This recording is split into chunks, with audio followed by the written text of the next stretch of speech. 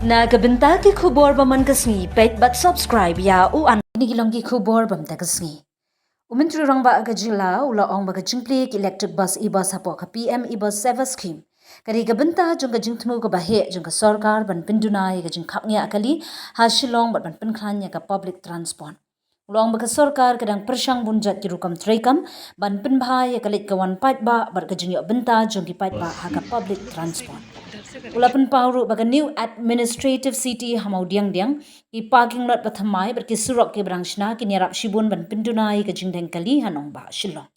Habakran shapang ki electric vehicle EV Conrad ulakan tui ki paidbah ban pyndun kam khambu ni ki kali namar kilong ki ba mintoi ki ba khoj berki bala ban charge hayeng hi. Ulong ru baka sarkar kan sapinjalan biang ya ka policy ban pelat ya ka registration fee bat tax ya ki EV. Ulapan kod da ka baong ba ka jingwan jung ki e-bus ka datang ka jing sedang jong ka jing tmu ka ba jrong ban wan ra ya ka Shillong ka ba lait na ka jing khapngiah akali bar ka ba don ka rukam len ka wan paidbah ka ba paka. Chief Secretary Dr. Shakil Ahmed, Dr. Vijay Kumar, our Commissioner and Secretary Urban Affairs, our officials from Government of India, as well as our officials from the state government, Arang Bashnongs, who are present out here, ladies and gentlemen. First of all, I would like to congratulate the department and at the same time thank our Honorable Prime Minister and the Government of India for the vision as well as converting that vision into an actual action. And today we are seeing the launching of the e-buses under the PM e-bus Seva scheme. As you're aware that public transportation has been one of the biggest challenges for us in the city. And we have been experimenting with different models at different levels, whether it is the school buses with the stems or whether it is trying to bring out new systems in the public transportation, the buses that we have, and now with the e-buses. Different mechanisms are being piloted and experimented, and slowly and steadily we are seeing that we are coming out with a model that is more adaptable and tailor-made for the needs of our city.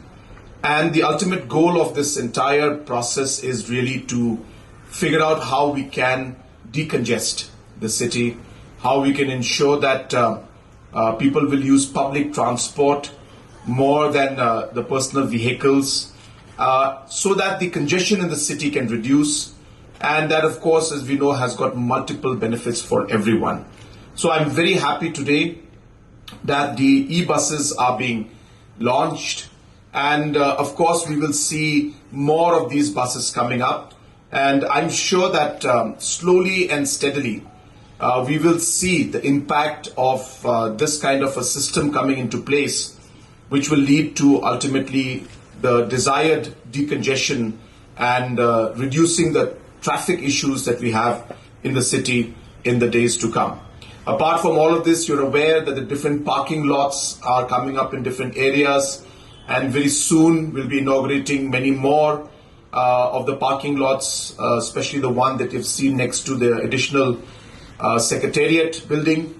That, as you can see, that in the beginning there were not many vehicles, but today it's almost about 70%, 80% full. So it's really showing that transition and the change that we wanted to see to ensure that, as I said, with the larger goal of decongesting the city. So we are actually seeing the impact now, and I hope that the efforts will continue and we will be able to, really see that change that we would like to see in the long run. And as you are all aware that our administrative city also, in terms of our secretariat for the time being, is coming up in the Mao Diang area, and we are working towards creating multiple routes to connect to the new secretariat city. And that also, as I said, will lead to a huge decongestion, because we expect that large number of vehicles as well as overall administrative work to a large extent will shift there, which will decongest Shillong city. We are working, as I said, towards creating a 4-lane that will connect straight from the existing city into the new administrative city. And also other routes are being worked out, and some routes already are in place. So all this complex network is being done with the aim to ensure that we can actually implement and have smooth traffic transition in the future when it comes to the new Shillong city area. It means the new administrative city. So therefore, once that happens, we do expect that the existing place where we are, that we'll be able to use some of the space there to again expand the roads, create more walking space, and of course minimize any kind of dismantling of buildings, but try to create more green space, more open space, and more walking space within the city once we're able to shift slowly and steadily the different offices to the new secretariat. So that's the kind of a roadmap we have. And of course, it's not possible for me to share all of it, but it's just to give an idea of the fact that we have a plan and we are working towards it. Of course, the plan can never be perfect. We'll adapt as we move along. But the vision that we have set, the thought process that is there, what we're doing today is part and parcel of that particular plan. To conclude, the whole process of bringing in e-vehicles is also something that we have been working on. As you're aware, we had a policy where we had ensured that there is no registration and zero tax when it comes to electric vehicles. Last 3 years it has been there, but the response was very, very less, and we did not get much of response from the people. But of course, there was a time frame for that policy, so we are working on renewing that policy in the sense that the same policy will be extended. So I just wanted to share with the public. Some people were complaining that now registration fees is being charged for e-vehicles. That's because the duration of the decision we took automatically expired after 3 years unless it was renewed. So that renewal will just require one cabinet meeting to be held, and we will renew that. So I do hope that more and more citizens start using e-vehicles, because it is the right direction to move. And as you can see, I also use an electric vehicle. And simple questions people ask me, but where's the charging station? And you'll be surprised to know that's the first question people ask, that, but where do we charge?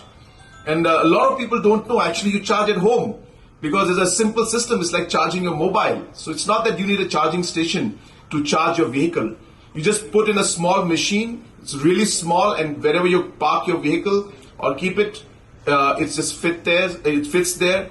And it's a very simple system. So a lot of people don't realize that you don't need to go to a charging station to charge your vehicle. You charge it at home. That's what we do.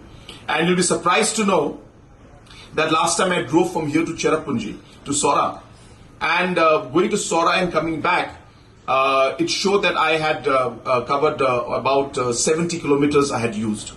And you'll be surprised again to know, because a lot of people say, well, it's more than that, because you end up, the distance is much more than that, going and coming. And I was telling people that if you drive it yourself, because I drove myself, is that the electric vehicles, it's quite amazing, because when you're going downhill, it actually recharges. So if you actually leave the accelerator and don't press the brake and allow the friction to slow down the vehicle, that friction is actually recharging your vehicle. So if you actually are able to control the way you drive your vehicle, the utility of the battery and the way you are, you actually recharge. So my point being, if you're going from here to Guwahati, you will show utility if you can do it well, that is, manage it well. You will show only about 30-40 kilometers of utility. But while coming up, yes, you will consume much more. So on an average, really electric vehicle also requires a bit of training for the drivers to drive. Why I'm sharing this with you is that a lot of misconception is there among people. First, where do we charge? So you charge at home. Second, is it possible in hill area? Because it's up and down, is it very much it is possible. Because you recharge, because of the friction, your battery recharges. And therefore, that's the upside of having an electric vehicle in a hill area. So therefore, I urge our citizens that we must start